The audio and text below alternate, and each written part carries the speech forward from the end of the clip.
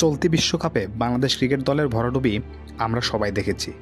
চলুন দেখে নেই ক্রিকেটারদের ব্যক্তিগত পারফরমেন্স, কে কতটুকু অবদান রাখলেন এই বিশ্বকাপে। শুরুতেই তানজিদ হাসান তামিম 7 ম্যাচে রান করেছেন 76, স্ট্রাইক রেট 96-এর কাছাকাছি।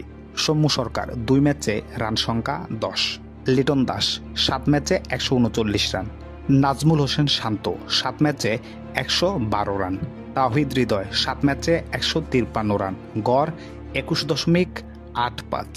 মাহমুদুল্লাহ রিয়াদ 7 ম্যাচে 95 রান, শেখ মাহেদী হাসান 2 ম্যাচে রান সংখ্যা 5 এবং বল হাতে উইকেট শূন্য, রিশাদ হোসেন 7 ম্যাচে 40 রান এবং বল হাতে 14 উইকেট, তাসকিন আহমেদ 6 ম্যাচে 8 উইকেট, মুস্তাফিজুর রহমান 7 ম্যাচে 8 উইকেট, সাকিব আল হাসান 7 ম্যাচে 111 রান এবং বল হাতে 3 উইকেট, জাকের আলী 8 ম্যাচে 35 রান, তানজিম সাকিব 7 ম্যাচে 11 উইকেট।